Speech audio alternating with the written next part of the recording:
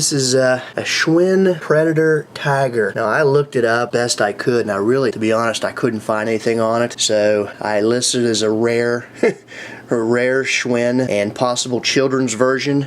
But of course I don't know that. It was bought by a person in Santa Barbara, California. And I looked up their address. It's actually a hobby shop. So I'm sure that they have bought this to either refurbish, try to sell it for a lot more. I got this for $2 in an auction, and I sold it for $75 and $85 shipping. So they're about, you know, 150 deep in this bike. So they must think they can sell it for $300 to $500 if they redo everything. I really don't know. But I paid $2 and I'm happy with what I got. I'm just going to give you a shot of the bike, how it appeared in the ad. And as you can see, I cleaned it up a little bit, but I didn't clean it up very well. That's kind of a little bit of a trick I use to make the buyers happy. I mean, I could have really shined this up and tried to get every last little penny out of it, but my idea is to clean it up nice, take pictures, because in pictures this will still look nice, but when you get up close to it with a camera and inspect, or you know, just the naked eye, you're going to see every little flaw in this thing. So everything is going to stand out. So we're gonna clean it up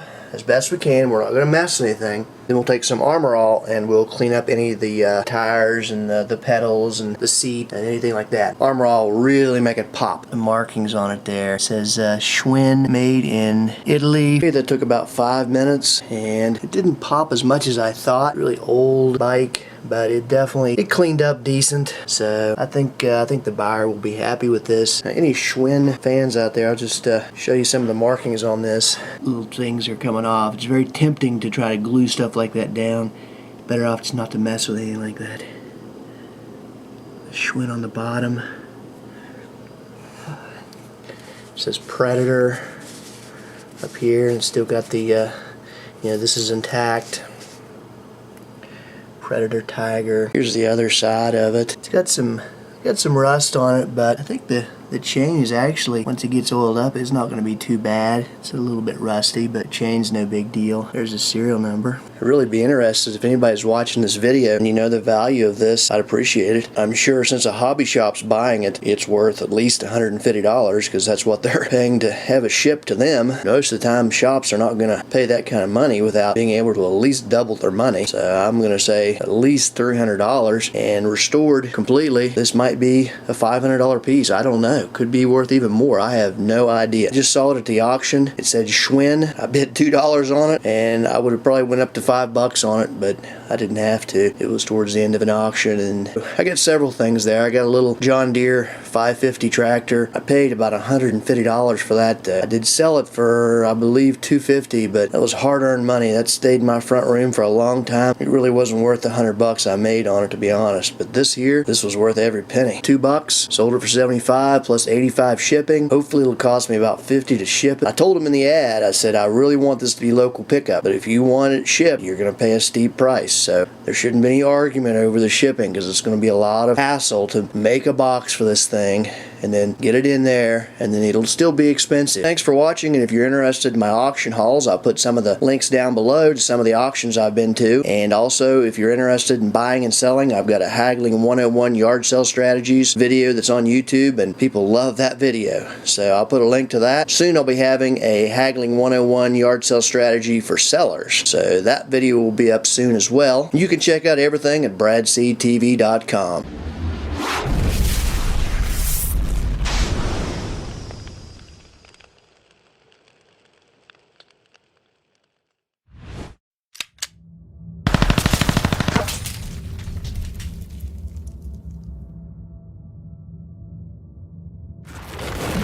And just in case you're interested, I'll show you the box I'm going to use. As you can see, it's not going to take this whole box. And if you're wondering where to get boxes like this, get to know your local furniture stores. And sometimes you can get lucky and Lowe's will work with you and give you some big boxes, maybe one that a washer and dryer came in. But for this, I'm going to need to cut this in half. By cutting it in half and then sliding everything over, this will make this box just half a box, but it'll be twice as sturdy. Okay, that took about 3 minutes at most. So we've split both sides of this big box, and now the bottom is going to be the little bit of tedious work here, and then we'll just slide two halves together. And the tedious work at the bottom was not bad at all. Not more than 3 minutes getting this box to this point, and that's not bad.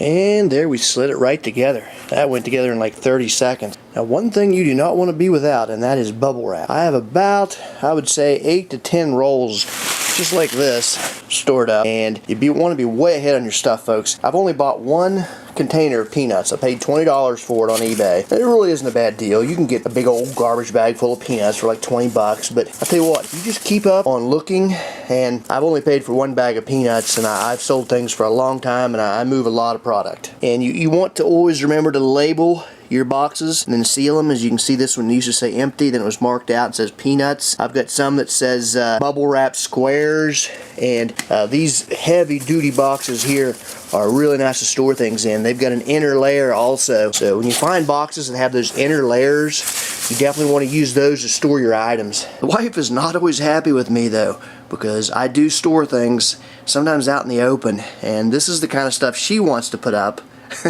And I'm junking it up with my boxes full of peanuts and things like that, but luckily I have a very patient wife, and she sees that I am able to make money off of this. Now, here's another box of goodies that I'm going to be able to put to use. Look at this. That's going to be nice. Layered, so when I see a double layered box, I pretty much always scoop it up because I use it to store supplies in. Now, how perfect is this, folks? Look at that.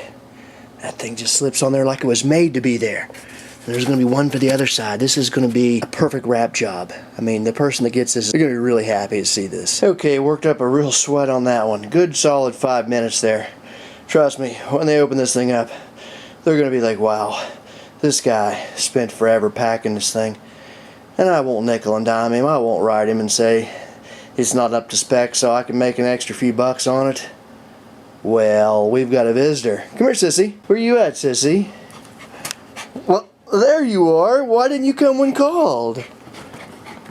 And there's Winford. Oh yeah, Winford's just gonna hide. He's scared of that bubble wrap.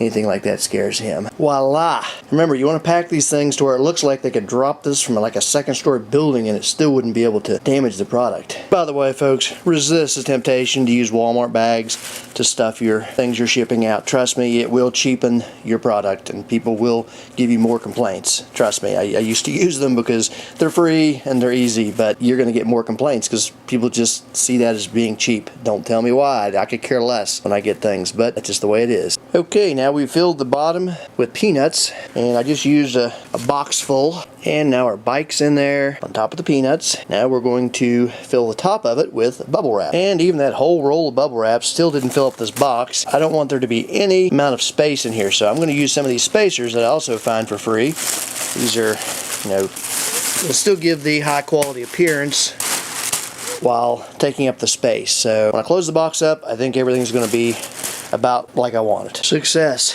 That thing is smothered in tape. I used a full roll of tape on it. Don't be stingy on your tape. The tape I pay for. If you know a way to get free tape, you let me know. I know if you know you're going to ship something priority, you can use priority mail tape if you can scavenge up some. Used to be free.